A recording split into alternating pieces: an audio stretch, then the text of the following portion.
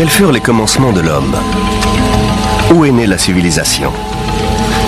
À partir de leurs observations, les scientifiques ont échafaudé plusieurs théories. Mais pouvons-nous vraiment répondre à cette question alors que régulièrement, de nouveaux faits viennent bouleverser toutes les connaissances? Dans les terres glacées de la Sibérie, on a trouvé les restes d'espèces animales aujourd'hui éteintes, comme le mammouth géant anéanti par un brusque cataclysme planétaire. On a également découvert des cartes anciennes qui montraient l'Antarctique des siècles avant que notre civilisation ne le découvre. Cette carte, qui date de plusieurs siècles, indique la conformation exacte de la terre de la Reine Maude, qui est aujourd'hui ensevelie sous une couche de glace de près d'1 kilomètre d'épaisseur. Or, nous-mêmes, nous ne connaissons cette conformation que depuis 1949.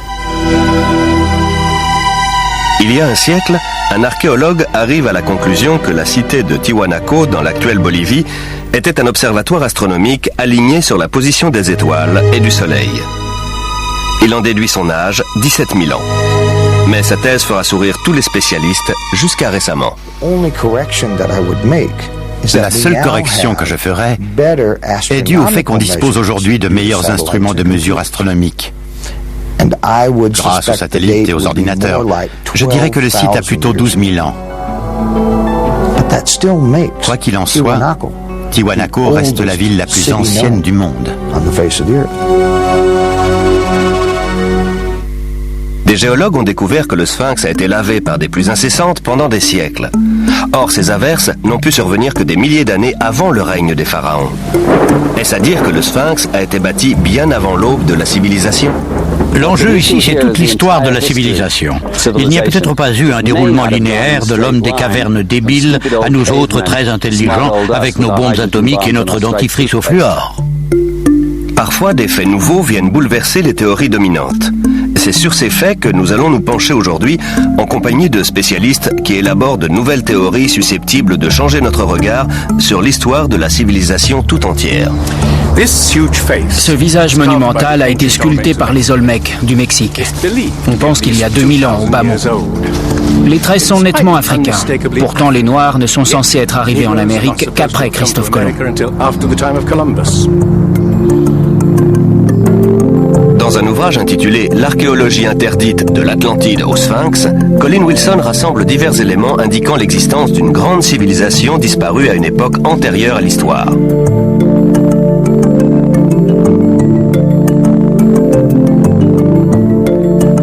Au IVe siècle avant Jésus-Christ, Platon décrit avec précision une grande nation qui, d'après des prêtres égyptiens, aurait sillonné les océans des siècles plus tôt et aurait péri dans un immense cataclysme, une nation qu'il appelle l'Atlantide.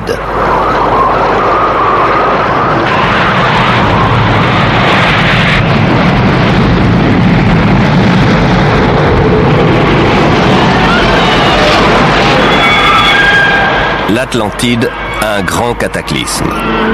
Tout cela rappelle un autre grand mythe, le déluge biblique avec Noé et son arche. Un autre récit méprisé par les scientifiques.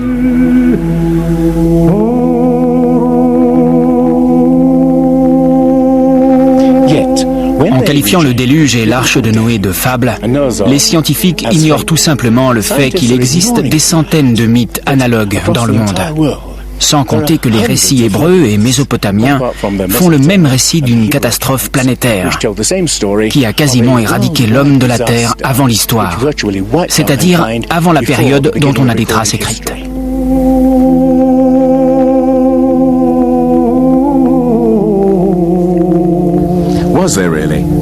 Y a-t-il vraiment eu un déluge? Et si oui, a-t-il détruit une civilisation qui aurait précédé toutes les autres? Je dis bien une civilisation et non l'Atlantide, car dès qu'on prononce ce nom, les scientifiques s'indignent et cessent d'écouter. À leurs yeux, l'idée d'un déluge planétaire n'est pas respectable. Mais jusqu'à quel point la science est-elle impartiale? Respecte-t-elle toujours ses propres principes, à savoir étudier les faits et rien que les faits? Depuis toujours, la science a tendance à attacher plus d'importance à ses propres théories qu'aux faits eux-mêmes. Les théories sont bâties sur des faits pour expliquer la réalité. Mais dans ce processus, d'autres faits sont mis de côté. Des faits nouveaux peuvent également faire évoluer les théories, mais on les ignore généralement. On appelle tous ces faits des anomalies, c'est-à-dire des phénomènes qui ne cadrent pas avec les théories. Dans un ouvrage controversé intitulé « L'histoire secrète de l'espèce humaine », Thomson et Crémeau montrent le sort réservé à ces faits qui osent contredire les théories dominantes. Au cours des 150 dernières années, les archéologues et anthropologues ont littéralement caché autant de faits qu'ils en ont mis à jour. On appelle ça le filtrage des connaissances. C'est une caractéristique fondamentale de la science et même de la nature humaine. L'homme a tendance à mettre de côté ce qui ne cadre pas. En matière de science, on s'aperçoit que les faits qui ne cadrent pas avec le paradigme admis sont souvent éliminés. On ne les enseigne pas, on n'en débat pas. Mais les personnes ayant fait des études scientifiques n'en entendent généralement pas parler. On a vu une belle démonstration de ce filtrage des connaissances lors des fouilles de Yatliko au Mexique en 1966. L'archéologue Gene Steen McIntyre menaçait alors de renverser la conception généralement admise selon laquelle l'homme est apparu assez tardivement dans la plupart des régions du globe, c'est-à-dire il y a quelques 30 000 ans en Sibérie et au plus tôt, il y a 20 000 ans en Amérique. Au Mexique, Gene Steen McIntyre découvre des outils en pierre et des ossements humains qu'elle fait dater par plusieurs méthodes scientifiques. En 1966, on a découvert un site antique dont on a d'abord cru qu'il avait peut-être 20 000 ans. On trouvait ça déjà très ancien. Mais quand on a finalement obtenu les datations réalisées selon plusieurs méthodes, le site s'est révélé vieux de 250 000 ans. Pour être franche, un site de 20 000 ans m'aurait comblé. Ma carrière aurait été faite. Mais j'ai été naïve. Je m'en suis tenue aux datations. C'était les faits et je ne voulais pas m'en éloigner. Je n'ai pas compris que ça allait ruiner toute ma carrière. Depuis ce jour, toutes les portes du monde professionnel lui sont restées closes. Le site a été fermé avec interdiction définitive de reprendre les fouilles.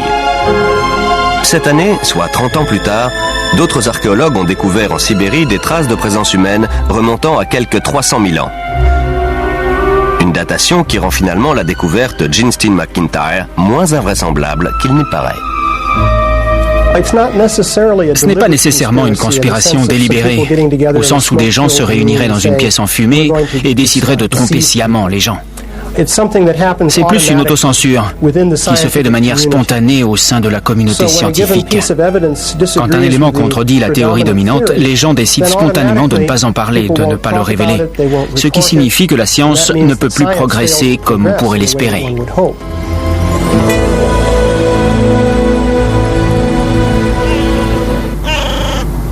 La science néglige-t-elle des indices d'un passé que nous aurions oublié ? Les mythes parlant d'une civilisation disparue des milliers d'années avant le début de l'histoire peuvent-ils être vrais ? Une nouvelle race de chercheurs étudie précisément les anomalies que la science tente à écarter. Les questions qu'ils posent pourraient bouleverser notre conception de l'histoire de l'homme. La forteresse Inca de Sacsayhuaman, d'un âge indéterminé, a été bâtie par un peuple qui ne possédait ni outils en métal dur, ni ciment, et ne connaissait ni la poulie, ni la roue, ni la grue.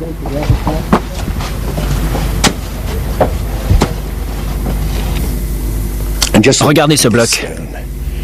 J'ai compté 11 angles. Ce machin doit peser l'équivalent de plus de 200 voitures.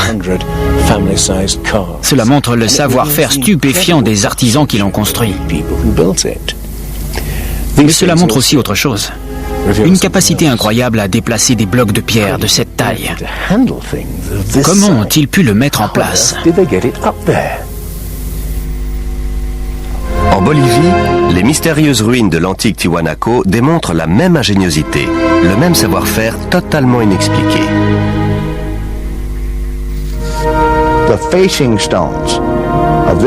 Les blocs de pierre frontaux ont été ajustés impeccablement.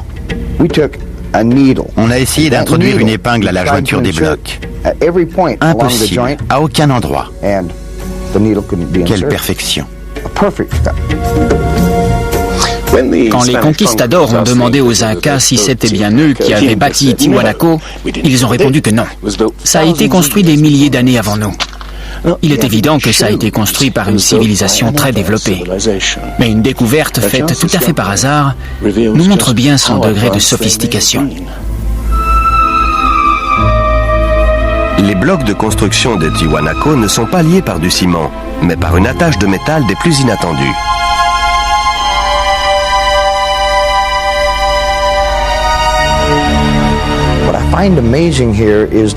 Ce qui m'a